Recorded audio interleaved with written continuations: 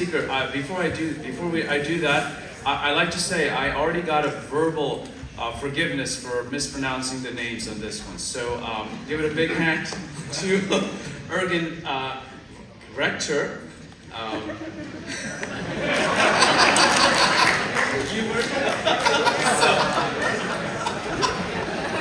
I knew when I did this. So let's give a big hand.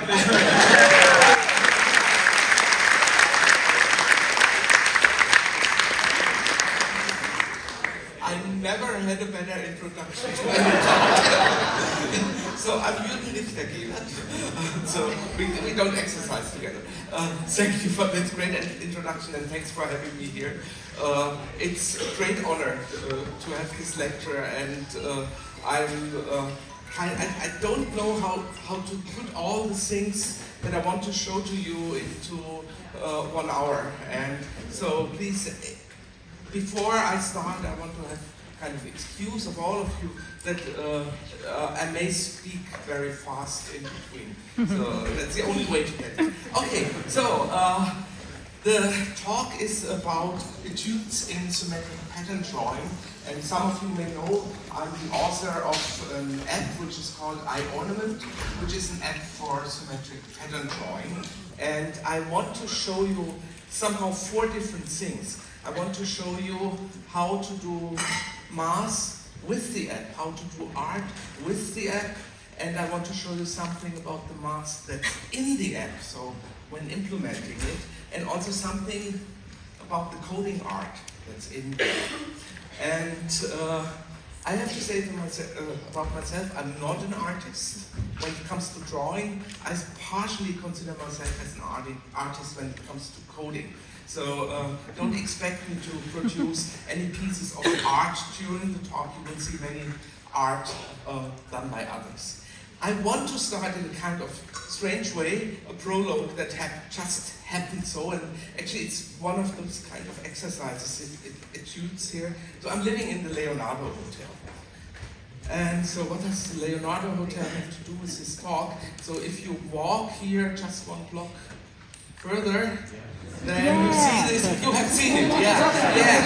Okay, you got to grasp that. So what you see here is a kind of strange selfie of Cindy Lawrence, which is here.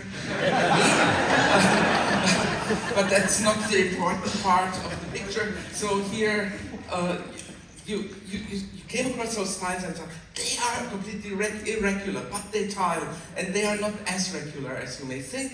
They have 3-fold rotation centers. They actually have many 3-fold rotation centers. And if you take a photo of that, everything is a little bit perspectively distorted. So what I actually did, I took that photo, I put it in my app. There you have the possibility to perspectively undistort it. So I aligned the centers of rotation. Then there's a copy trace tool with which you can take that photo and make a kind of infinite pattern out of that. And then I started to play with the pattern. And you can do all kinds of crazy things with that. So this is the pavement. Actually, you could, at the end, deform things and make some strange things. Actually, this here is my favorite one. That's a kind of hyperbolic version. And we yesterday had this discussion whether art has to be political or not, and so on. This art is political. I call it "Watch Out for Bikes."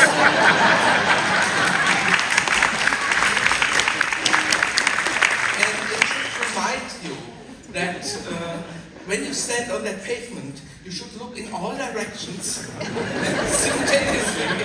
So it's everything that art needs. So nobody understands the title or who doesn't know the background, but it's really intimately related and so on. Okay, that was the problem. Actually, and this is a strange thing for me, this is one of the longest projects that I've ever done. So it started there. So we are down in 1986. I explained why it started there, and from there there's a long path to go there. And I mainly will talk about the last 12 years of that path, but I still want to show you some of the origins in a moment. And it was never planned that this is such a long list. So I was 23 at that time, and I didn't plan to write an app at that time. So in between, several things happened. At some point, I got appointed at Technical University of Munich. With that, I got the opportunity to open my own mass exhibition. I was searching for some software that may be nicely usable. I reused this thing that we already developed down here. Then I got in contact with some other museums, developed software for them. Then in 2011, the first iPad came out, and I thought, what would be a good thing to do on the iPad? And I thought, okay, let's do the symmetry drawing thing. And so the origin is really the symmetry exhibition in Darmstadt. Who has ever heard about the symmetry exhibition in Darmstadt? But still a few people, that's cool. So that was perhaps one of the really early cool math and science and art places. So they had this exhibition that was all over the town, and the mathematics department was involved, the computer science department was involved, physics, chemistry, but also the architects, the people writing poetry, the orchestra of the town, the theater, the ballet. And it's like things we are doing here, they did that for 9 months, all over the town, and I was a little wheel in that giant machine. And so I have to say, why is Darmstadt specifically suited for such an exhibition? Well, Art Nouveau has one of its, or better call it Jugendstil in Germany, has a long tradition in that town. There are colonies where the artists around 1900 lived, and on the houses you find these kind of beautiful pattern ornaments. And if you ever go to Darmstadt, go to the Mathildenhöhe. It's a place where everything took place, because there you find beautiful houses, beautiful ornaments, and.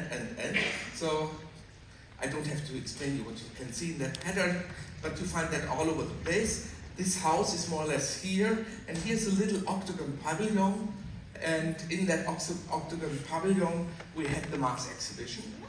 And I have little to close to no recording of what happened at that time, but I at some time got the catalogs of that thing, and this is the old picture of, well, I love the haircuts. So we're now deep in the 80s. That's my Atari 140 ST, an ancient computer, and we were at that time really avant-garde in a certain sense. So when I looked at the text in the catalog, so there are 17 symmetry groups, and you can play with it. There are 2 programs, and the important point comes here, and I translated it for you. To operate the computer, you must use the mouse, which is a small gray block on the desktop that is connected to the computer via a cable. Moving the mouse moves the pointer on the screen. You move this pointer to the desired field and press the left button, then the computer answers.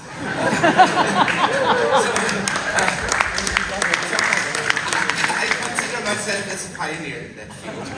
So it literally, the Windows world didn't have a mouse yet, and so only the Atari and Apple world introduced the mouse just 2 years before that. And so people really love to play with that, and so now we make a big leap into 2011. The first iPads came, and then I started that project, and in all incarnation it totally resonated with people.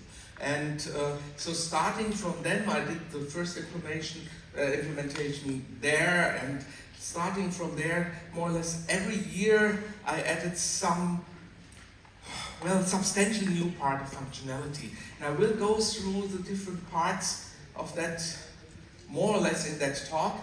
I want to start with a demo because you should know what I'm talking about. So I will, it's a plug and pray moment. I will switch to my iPad here, which will, it worked. I know it worked.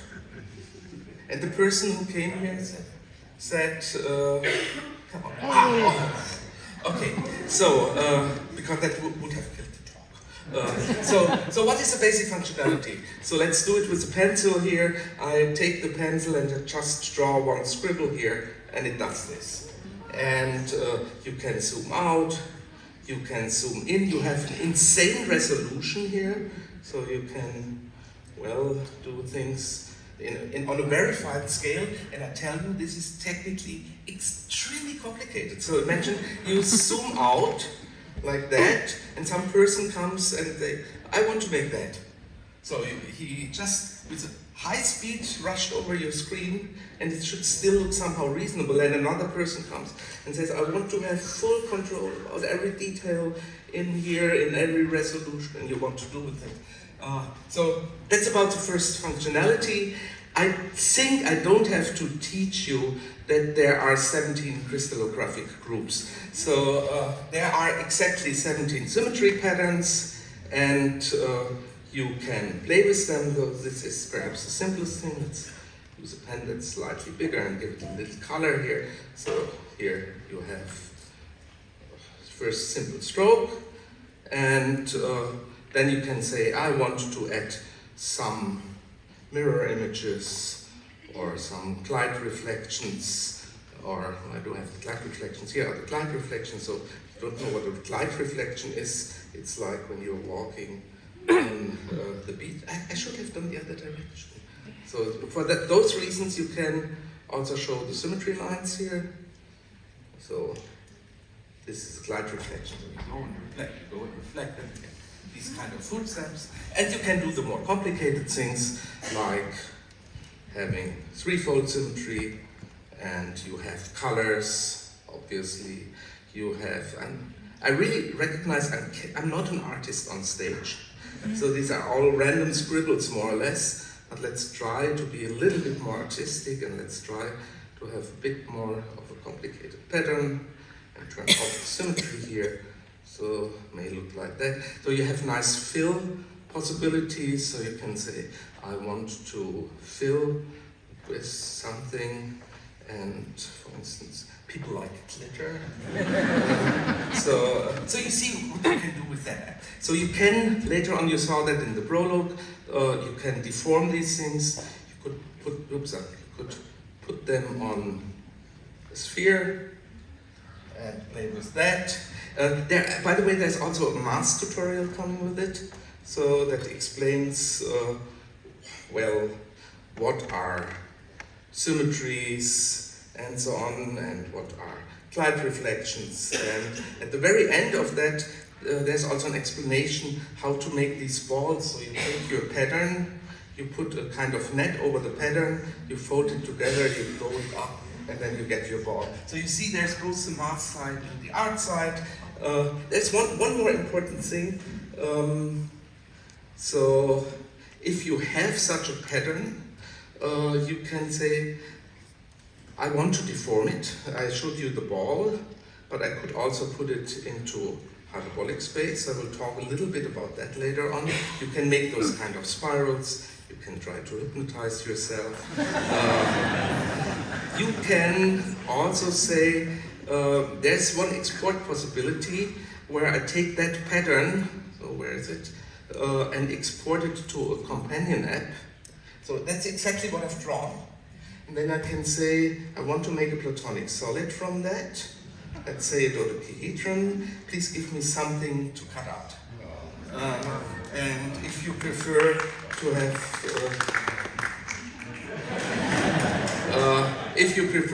things like kaleidocycles, you can also say, please give me cutout. And if you want to put fancy things on the internet, on Instagram, you can say, okay, here are a bunch of conformal deformations, and you may change the colors and animate these things, and all kinds of wild things can be done in that companion app. So now you have a rough idea what iOrnament is, and as I said, I'm not an artist, and I try to not go too much over time. That will be a challenge. I want to show some things that other people have done. So it takes a moment to come back. Okay, here we are. So that's the first thing, art done in iOrnament by other people. And I just took a few more or less random, no, not random, pieces that I really like. So, and it's somehow kind of honor. You're writing some piece of software, you put it out into the world, and people do something, and you get back things you never expected. So, like that.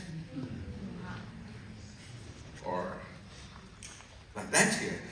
This is at some point we made a kind of ornament drawing competition, and this was the winner of the, obviously. And I was, so there's one word my daughter says is important for that. It's a kind of enablement, what I'm doing.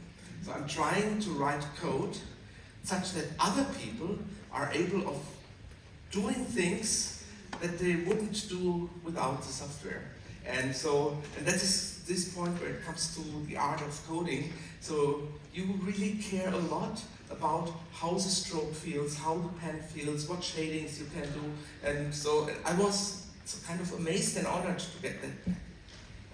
This here is mandalas are extremely popular. I didn't imagine that mandalas were more popular than plain ornaments, but it's okay, one can live with that. I love this one here. This is done by Miriam Martinczyk. She also does illustrations for New York Times and Scientific American. She's a genius. And I love it. So you write that up and you get that back here. I have no idea how this is drawn.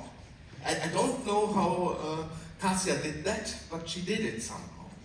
And that's also something very rewarding in the entire thing, that somehow, since I start, so what actually happened is the following thing. I wrote that app, put it on the App Store, and at some day I got a letter of a woman from Germany, and she said, I found your app, and I was doodling as crazy all night through. Here's what I did.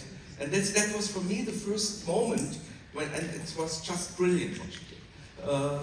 When I got this feedback, people are actually happy making that. And so I will always have this metaphor in my mind. Drawing an iOrnament is like playing flute in a room with a very good echo. So you play, and it comes back from all walls, and then you react to what you did, and a kind of dialogue with yourself happens. And I didn't expect that. Many people use that as a relaxation tool. I self can tell, and I see that when I do these crazy dribbles here, how in my inner peace I am when I take the pen and draw a single stroke. It's amazing. And so I see today I'm nervous. So I saw it in my strokes, but you don't have to care. So I love this one here. This is by Luca Vallese, and another interesting thing that happened is there is an interplay between people using the app and requiring some certain functionality that then enhances the app. So Luca is a crazy guy from Italy. He is really great. So this is Luca. And he said, I'm doing kind of liberation demo for human rights, and I want to have that in 4x4 meter. Can you please increase the resolution? So actually, so the first problem that arose at that point was how do I get Luca's drawing, which is done on pixel level, in my iPad so that I can increase his resolution on my device with something I don't have. So what I actually did is I wrote some special version for Luca where the full vector drawing data is exported in the PNG metadata of that picture, and then I said, just draw it, send me the picture, and I will do my best. So I got back this picture with all his drawing data. This worked for quite a while until it crashed all Apple devices. And it was a cool way for me to get back what people did and try to analyze and enhance it. So this was one thing. This here is somehow funny. You may not recognize this woman here. It's the same as this woman, essentially. Just the color symmetry going in here. Tony Lerio, also a person from Italy. This here was also something that pushed forward the development. That I, at some point, wrote something like gold pen. I will talk about the gold pen in a minute. He did that, and I was not expecting that you could things like that in the gold pen. And I wanted to cultivate that, to make that more accessible to other persons. I don't want to switch too often, perhaps I'll show you the gold pen in a minute in more detail. So this is some kind of tribal art. Jerry Whitehouse, she's actually a master of detail. She more or less on a daily basis draws things like that. I just last week got an email from a woman, Lisa Witten, who's doing things like that, and I absolutely love it. Also asking for more resolution. So at some point I got in contact with some person which since then has become very special to me. Who of you perhaps know Sepp Lester? You should. You should, definitely should. He is one of the world famous calligraphers, and he at some point came across the app. Well, he didn't come across the app. I sent him an email that he should come across the app. Now we're so it was like he didn't respond at all, but then he wrote a letter to me. That's marvelous what I can do with the app, and in particular the calligraphy pens. Can you increase the resolution? So this is the first thing that Sepp did in the app, and I just want to show you that's the first thing. So you also see you have a calligraphy pen in the app. And I'm just always amazed how you can be so on spot and just doing the right thing. It's easy music that you put in there. Would have taken different shots like that. That's okay. Making good noise. And we could hear the voices all along, but only the silence remained.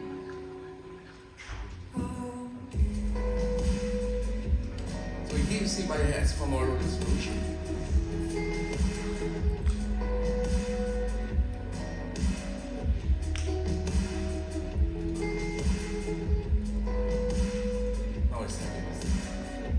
Here's another piece that he did, which just shows you how precise the pen is. So as I said, he's great in writing.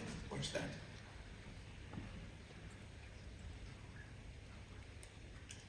So all the color gradients come from the end. Now wait. Now. Have you seen that? It's just a split second in which he makes like that. Like having kind of sword or something, and it was a great honor that he discovered this app. And at some point, it just so happened that he got a contract with Apple to be one of the featured artists at Apple, and so it just so happened that the App Store was decorated with. Imagine how that feels.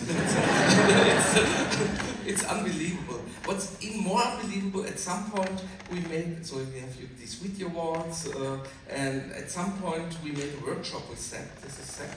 And so this person here got in contact with the app at the very first time at this workshop. There were 150 people there, and I'm still in contact with some of them, and it was so rewarding to just see that they were completely immersed. So look at the faces and the hands, what they're doing. They were just in the app. Okay, so far, okay. I flashback to yesterday to begin this talk. This happens all the time here. How creativity helped me fall in love with math. So I get many emails of those people saying, I didn't expect that I'm loving to do math, and there must be some math gene in my head that I never discovered. And it's so lovely to hear that. Okay, jump mathematics with iOrnament, and I'm only going perhaps briefly over that. So one of the first topics that you may encounter is knots. And so this is one I drew myself. I just want to show you the process perhaps for a second. So let's erase that. Okay, we're back here. Okay, so one way of doing a knot is the following. So you take, let's take the goat pen, that's okay. Then you go to a symmetry group that you like, perhaps this one, then you just draw one line. Then there is this possibility of editing the position of that line. You can also make it a little bit thicker here, and then you just search for a pattern that you might like, which again is difficult here right on stage. Wait a second, let's do that here. Then you zoom in, and you go to the symmetry and say, I want to break the symmetry now, and go to the symmetry which does not have the reflections. And then I say, I just draw some kind of marks in here. And in here, oops, okay, shaky hands. Okay, I won't be able to do that better now. But there are three places, and then you get a kind of Islamic weaving pattern. And you can really play with that and can really do great things with that. So drawing knots is one of the first things that people come across when they go a little deeper. You can even go more in depth and say, I want to draw very specific knots. So you know the Dürer knots, these great pictures, and I at some point said, I want to do something like that, like having a 4-fold symmetry at the outside and 3-fold symmetry at the inside, and in between it should somehow look natural. So in iOrnament you can take the order of symmetry while you draw. So I started with 4-fold, I went next layer to 8-fold, introduced the 3 by introducing 24, went down to 12, and down to 6 and 3 here in the center. And it took me a while, but if you get used to it, you play with that like crazy. Another etude here, you all know that Euclid did constructions with ruler and compass. You may ask yourself, if I have a symmetry tool as construction device, I can draw straight lines with perfect symmetries, what can I do? And I gave myself the challenge to draw a perspectively perfectly correct dodecahedron and icosahedron in a symmetric perspective. But this picture should be a real drawing of something that could happen in 3 space. And actually, it was a kind of process to figure out how to do that. So I took another project I have done a geometry program and figured out what would the construction be. So the construction is you start with a 5-star and with a 6-star aligned at one corner. Then you take some of the intersections. This one you connect it here to this one. Take this intersection here, and you may see there is dodecahedron, and this is prospectively correct. I calculated it. And then you can say I add a few more lines and make that somehow a bit more beautiful by playing with the gold pen or making Kepler-Poisson. So these are these kind of playful things as a mathematician that you may like to do with it. It's also the possibility to play with color symmetries. I won't go into detail here. So you can have a pen that draws simultaneously in several colors, respecting the symmetry, and play with that, but I won't have the time to go in there. So next big part, the mathematics inside iOrnament, and I try to keep it lightweight, but there are some serious things happening there. So I want to talk about 4 topics. One of them is the stroke engine, another one is the goat and glitter thing, another one is hyperbolization, and finally image import. And perhaps I speed up my speech a little to give you everything of that. So you draw with it. So what does the iPad do when you draw with it? it samples the position of your pen. So what you actually get as an input is something that looks like that. You get a sequence of dots on the screen, and everything else has to come from that sequence of dots. And as I said already, drawing just a quick scribble may be a challenge. So here I show you the drawing pipeline. So the first step actually happens in the CPU, where you do some kind of data thinning or thickening. Either you have too little or too much sampling points. You can have too much sampling points because then it slows down everything. I don't go into that. So you have issues of interpolation, and you have to use the pen pressure. I don't like to measure complexity of a program by the number of lines of codes that you use to do something. But just this pre-processing part takes a couple of thousand lines to do that correctly. And I didn't expect that. So the naive code is just 10 lines. And then you start to optimize it, and you recognize you are in the middle of a hell. And, so then you draw your stroke, and then you jump to the GPU and make, so here you make the basic symmetry, but then you have to do all the copying, then you have to do the deformations like hyperbolic or putting it on the sphere, and then you may have special effects like sparkles and all that. And so let me go into some detail with some example. Here's some kind of sample or ornament. So first of all, there are several approaches to do that. So you could say, I draw each stroke on the screen individually, but then if you want to zoom out, you have to draw all these 10,000 strokes, and this would be too slow. So what you somehow want to do, you want to copy from a fundamental cell to all the rest. So the next thing is draw the fundamental cell. So this here is somehow the artistic content of this thing. It's just the part that has no repetition. But on the other hand, this is nice and mathematically plain, but it's not easy to implement. So you have to rotate and copy and so on. So what turned out to be perhaps the best way is to look for a translational fundamental cell. And talking about resolution here, this fundamental cell comes with a resolution of 4,000 pixels times 4,000 pixels. So the power of iOrnament lies in the fact that even on the tiny scale, you have already a high resolution, and then you can go up by just copying these things.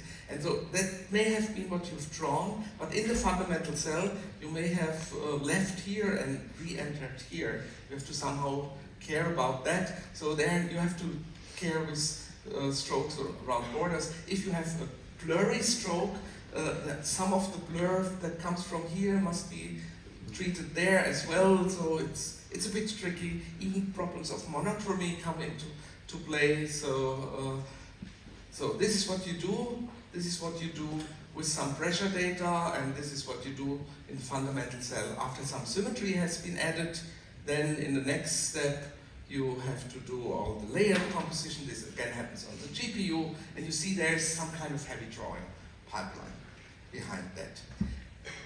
Want to go down to the pixel level here. So what you see on your screen are pixels.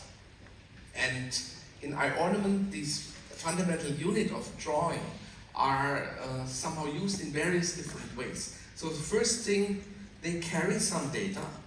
So actually they carry, so for the experts this now happens in the fragment shader, they carry some information in R4. So each of these things is a vector in R4 that could be a color and transparency, red, green, blue, and alpha. But it could as well be a position somewhere. So I very often use these dots here as position maps, and then this looks like that, but you only have a red and a green channel, and red encodes how far you go to the left, and green encodes how far you go up and down, and so this here is a kind of position map. It could also be positions in 3D, it could be normal vectors in 3D, it could be just combinatorial data, in that region, please use the gold. In another region, use the glitter. And in another region, don't use anything at all, and so on and so on. Let me be more specific and talk about gold. So this is how the gold pen looks like if you apply it. So you see this embossing, and so you see a lot of light happening in the picture. And actually the original motivation for the gold pen came from the discussion or the contact with Sepp Lester, because in his post, so he is big on Instagram, and whenever he posted something with gold, he was even bigger. And I decided, okay, I want to have the gold thing in my app. And so what actually happened, I spent hours in front of jewelry windows. So really, so my daughter dragged me away at some point to get a kind of realistic gold. And let me explain you. No, I want to show you. We need this 3 minutes here. Just have to show you how. So I took the very plain thing here. So I should be back in a moment. On that, I can choose a nice color here. Okay, so this is something you saw, but that's not the full thing. So let's go to more symmetry, and let's make this thing blurry and less transparent. And now when I start to draw with that, you see what's going to happen. So it gets this embossed feeling, and actually the shading of the color depends on the orientation of the iPad. Like your, so you can take different colors and should make it even more blurry and less transparent. So you get an idea of, oops, good. Something I created. I made it too. So you get an idea of what you can. So I'm just drawing white scribbles, nothing special. So actually, I once had a version that even tracked your head, where when you moved in front of the iPad, the lighting changed like real gold. And these are on the other side. That when it comes to the art of programming, challenges for me, where I try to get things really in the perfect way. Now, you're never content with anything, but in a way where you are reasonably satisfied with it. So what happens here actually is the following. You draw something, and you draw something in a blurry pen. And this blurry pen is then used to create a height field. The more white it is, the higher it is. On that, you do a mask that tells you, here apply the gold pen. And then on that height field, you calculate normal vectors that tell you where does the surface point. And on that normal vectors, you apply an illumination model to create this gold effect. And at the end, it looks quite realistic. So this here was perhaps the first gold drawing I had. And this is, if you put that in the hand of Sepp Lester, it's not a picture of him.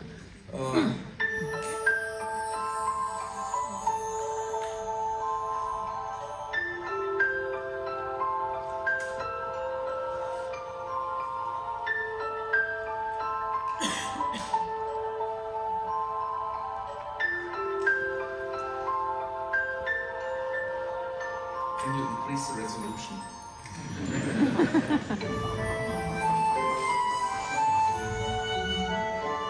I love the music that you put there. It's such a heartfelt thing. By the way, there are local rosettes as well, local symmetries that you can apply. You see it in a moment.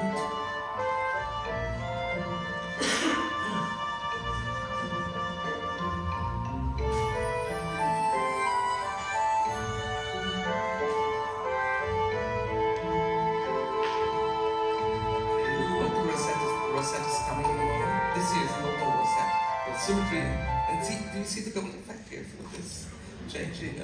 So I was so proud when I put that there. Another thing is glitter. Girls like glitter. Boys like glitter as well. It's politically correct, but girls even more like it. So again, this time I had to walk into the shops and take the handbags and all these things. And at some point I recognized glitter is essentially particles oriented in space. So what I actually did to implement the glitter is to do the following. These are randomly thrown particles of all the same shape, or above each other with a certain orientation in space. I use that as a normal vector to calculate the lightning effect on that. And this here was the very first prototype. Actually, I programmed it during a very boring meeting of our governance of the university. So again, it responds to gravity. And I was so happy when I first had that. This was the point where I thought, okay, I have something even more fun. So I don't do it on screen because I will not be able to do that on screen the way I filmed it here. It's also me and my iPhone, by the way. So everything you see is no post-processing. It's really, even the sparkles that you see here are done in iOrnament. Don't tell you how to do the sparkles. This is a calligraphy pen that swirls. It's just fun. You just do one stroke and you get something like this. Okay. Next topic, hyperbolic, and I really have to rush through that. You want to go from here to there. How to do that? And now really serious research mathematics is involved. So what you somehow want to do, you want to deform this fundamental cell into this fundamental cell. Another flashback to yesterday. So this is exactly the point where these equations here come in. They are nothing else than a kind of posh way of stating that the sum in a triangle are 180 degrees, and if you do that hyperbolic, they are less than 180 degrees. It's nothing more, but you can also express it in that way. So you have this, so you always take the divisor to the 180 degrees, so you have one third, it's 1, and here you have 3, 5, 4, it's less than 1. You want to go from here to here, and there's a big theorem in mathematics, the Riemann mapping theorem, that tells you there is a unique way to go from here to here that is conformal. Conformal is always very nice, since it has little disturbance in your in the angles, and it somehow preserves the artistic content. And so you go from here to here, and then you think, okay, how can I extend that to the full ornament? And there are two ways of doing that. One is by symmetry. You can just say, I want to flip these things over. But, well, that may disturb the conformality, because I, on the other hand, want to be conformal when I cross such an edge. And the magic theorem tells you about so-called Schwarz reflection principle, that in this case, these two concepts are exactly the same. And so somehow the magic of math comes to your help and makes it essentially unique, which is a miracle that I still can't understand. So what you actually do, you do some kind of pixel maps. If you do that pixel maps, you get bigger things. And for the hyperbolic thing, you have to calculate these pixel maps to get there. Really rough. Then you still have to calculate what happens in the triangle. And for that, you are applying some kind of force relaxation principle, which again is calculated on the GPU. And it just so happens last week we put a paper on the archive about how we do that these days. I did that already in 2009, before iOrnament in a different way, but now I think we have the best algorithm for doing that in this situation. Demo? Yeah. So I want to do it here on screen. That's not in iOrnament, but so you essentially can change the sliders. You see also that moves smoothly, and the smoothly is the force relaxation. And if you do that with more mathematical patterns, I've seen many similar things in the art exhibition, like with these folding patterns, or perhaps you want to do that with your favorite Escher, and you can create the circle limit textures that Escher never created in that way. For that ornament, I'll come to that in a moment. So that was a quick demo. Well, there will be one more demo later, so this is Martha Harvey. This is Martha Harvey, the hands of Martha Harvey. Martha Harvey does the following. She takes iOrnament, produces patterns, carves them in soft foam, creates stems from that. You can order them at art formats. It's really fun to work with these stems. And she also does, so she really relies on iOrnament to make these things really work. And so she designed these Escher things here. And well, what I then did, I said, okay, I take this again back into iOrnament and scan this image and then do some kind of hyperbolization with that. And so I really love this back and forth between digital and real and digital and so on. So here's another exercise. As I said, take your favorite Escher tessellation, put it into the copy trace tool, trace the ornament. So the color change that you see now is the moment when it gets copied to the main part of the program. Then you have a kind of infinite pattern from finite pattern, then you can put it into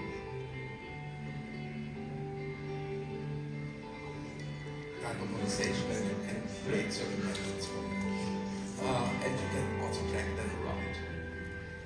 Last topic, image import, and I think for time reasons, I only will show you something on the computer. So Apple has this feature that you can just put your finger on the image and drag the main content of the image to some other part to another app. So by that you can import arbitrary images into iOrnament and make symmetric overlays. And the only thing I want to show you at that moment for time reasons is, so then in iOrnament it will look like that, and you will have this kind of perfect, well, there's no fish on top.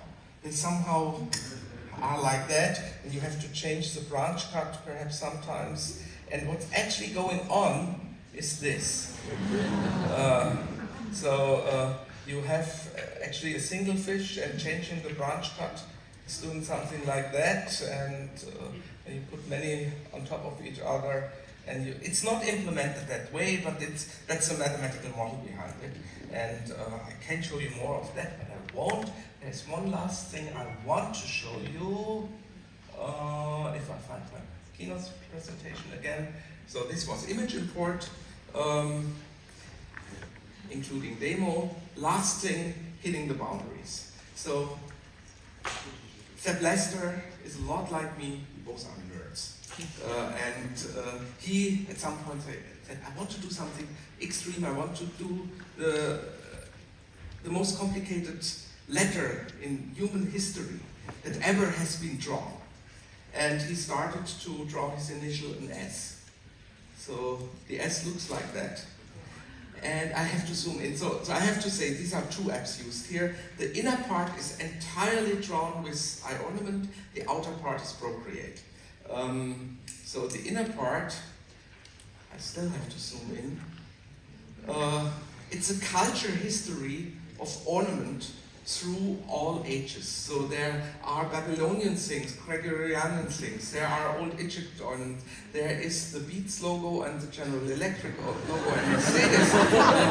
There is at some place, I think, the rosette of the Notre Dame, and if you go here, you also find nice smileys. So he spent 6 months on drawing this single picture, and I had to increase the resolution. And I think that's a good point to stop. Thanks for your attention.